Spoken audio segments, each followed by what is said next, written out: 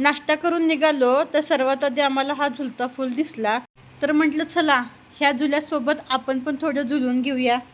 पण झुलता फूल थोडा डेंजर होता बरं का. एका वेळी 5 ते 7 जणच त्यावरून जाऊ शकत होती. एकतर फुलावरून जाताना पडतंय का काय असं वाटणारी भीती तर होतीच, सोबत फुलावरून खाली बघताना वाटणारी भीती वेगळीच. म्हणतात ना, डर के आगे जीत है. भीती तर खूप वाटली पण मजा पण तितकीच आली. झुलत्या फुलाच्या शेजारीच असलेल्या रिकाम्या हॉलमध्ये त्यांचा कार्यक्रम सुरू झाला. 5 ते 10 मिनिटं तिथे थांबून आम्ही परत पुढे जायला निघालो, कारण माझं लेकरू शांत स्वतःही बसत नाही आणि दुसऱ्यालाही बसू देत नाही.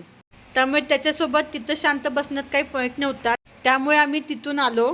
तर तिथं आपल्या रायगड किल्ल्याची प्रतिकृती तयार केली होती. ती बघून खरंच गडावरती गेल्यासारखं वाटलं.